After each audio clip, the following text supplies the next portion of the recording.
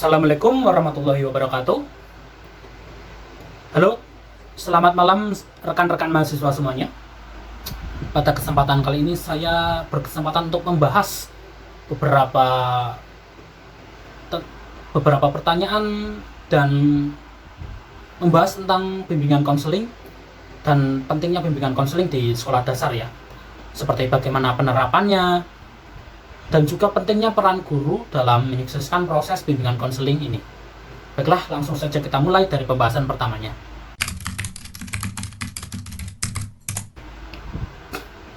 Jadi rekan-rekan mahasiswa, kita sering sekali ya mendengar istilah bimbingan konseling atau bisa kita sebut dengan BK. Tapi mengapa sih sebenarnya bimbingan konseling ini begitu penting di lingkungan sekolah, terkhusus di lingkungan sekolah dasar ya? Bimbingan dan konseling ini ya teman-teman sangat penting karena BK ini membantu memastikan bahwa setiap siswa ini tidak hanya mendapatkan pembelajaran akademis yang baik, namun juga dukungan emosional dan juga sosial yang diperlukan untuk berkembang secara menyeluruh. Mengapa selain akademis kita juga harus memperhatikan dukungan emosional sosial siswa? Karena menurut saya ambil dari para ahli saja ya teman-teman. Menurut Carl Rogers, seorang psikolog humanis terkenal, manusia ini ya teman-teman memerlukan sebuah lingkungan yang mendukung untuk mencapai potensi terbaik dalam diri mereka. Nah, dengan demikian ini ya, berdasarkan pendapat tadi bahwa lingkungan yang mendukung juga sangatlah penting untuk mencapai sebuah potensi terbaik yang dimiliki kita. Dengan demikian, BK ini dapat memberikan ruang bagi siswa untuk memahami diri mereka sendiri dan juga belajar berinteraksi secara sosial dan mampu untuk menavigasi tantangan emosional yang mereka hadapi. Kita juga bisa merujuk pada Fyodor Dostoevsky dalam Crime and Punishment yang menunjukkan bahwa tekanan mental dan emosional itu sangat berpengaruh dalam mengubah perilaku seorang. Nah, terutama ini dalam konteks pendidikan, BK ini memainkan peran yang mencegah dampak negatif dari tekanan tersebut dan juga menyediakan dukungan yang memadai bagi siswa.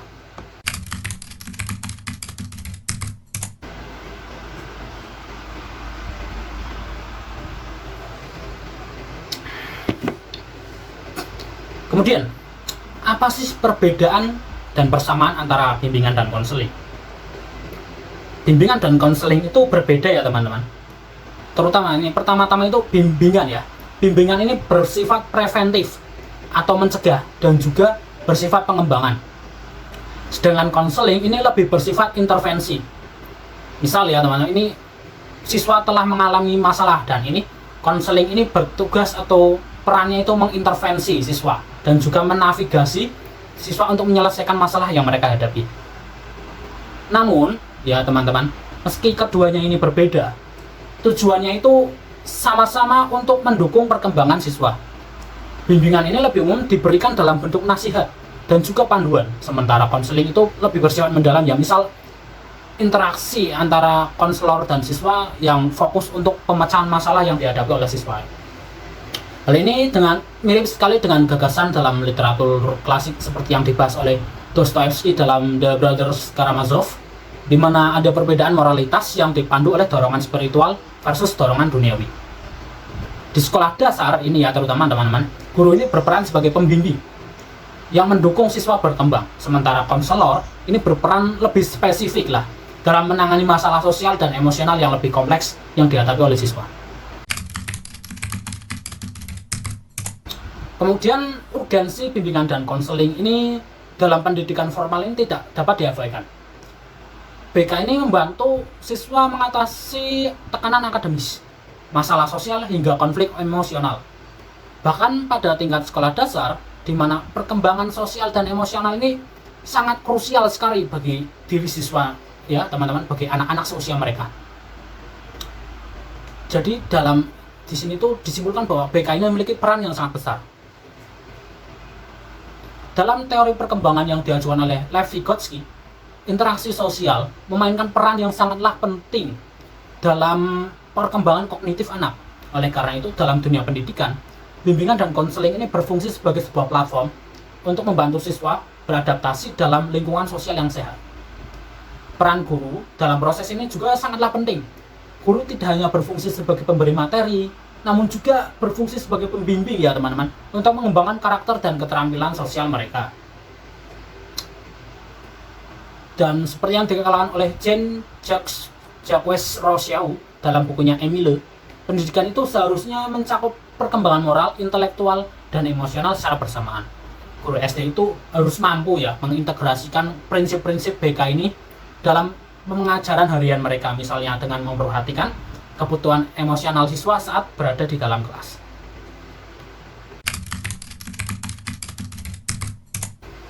Kemudian, bagaimana sih profil seorang guru yang berkualitas? Seorang guru yang berkualitas itu bukan hanya ahli dalam bidang materi yang mereka ajarkan, namun juga harus memiliki kepekaan terhadap kebutuhan emosional dan sosial siswanya.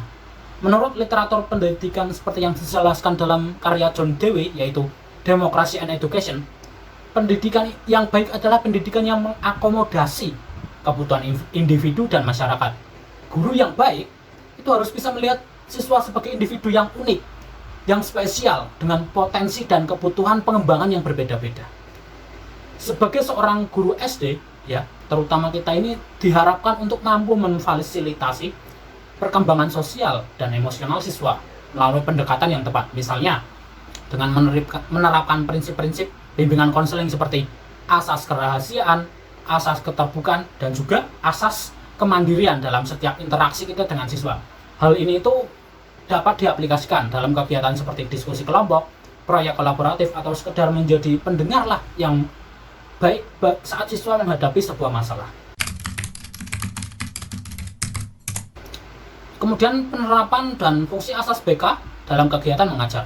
Sebagai calon guru SD ini, pengetahuan tentang fungsi dan asas BK sangatlah penting untuk diterapkan di ruang kelas. Misal fungsi preventif dalam BK ya, ini bisa diterapkan dengan memberikan program orientasi ya, maupun bimbingan kelompok untuk membantu siswa mengembangkan keterampilan sosial sejak dini.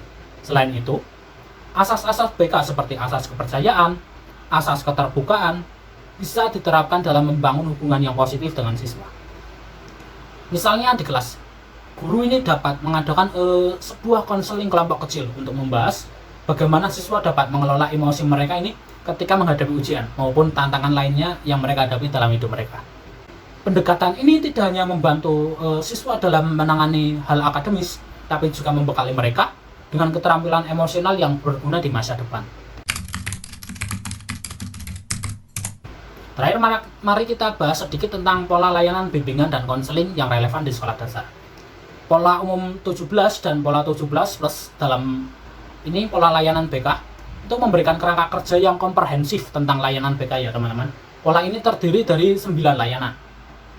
Ya, kemudian yang terdiri dari layanan orientasi, informasi, konseling perorangan hingga layanan konsultasi. Contoh penerapan layanan konseling perorangan misal ya. Di sekolah dasar ini bisa berupa pemberian waktu khusus bagi siswa yang memiliki masalah sosial emosional seperti kesulitan beradaptasi dengan teman sebaya dan lainnya. Kemudian sementara layanan mediasi, misal contoh lagi ya, ini bisa digunakan untuk menyelesaikan konflik antar siswa. Seperti misal si siswa A dengan B ini berkelahi, nah kita akan adakan mediasi. Layanan ini memberikan kesempatan guru untuk menerapkan pendekatan yang lebih mendalam dalam membantu siswa menangani masalahnya secara efektif. Jadi ya teman-teman, bimbingan dan konseling ini bukan hanya tugas konselor, bukan, tapi juga bagian integral ya, bagian integral yang sangat penting dari tugas guru yang berkualitas. Dengan memahami dan menerapkan pola layanan BK, kita juga dapat membantu siswa kita untuk berkembang menjadi individu yang seimbang, baik itu secara akademis, sosial maupun emosional mereka. Terima kasih sudah menonton video ini, semoga bermanfaat. Wassalamualaikum warahmatullahi wabarakatuh.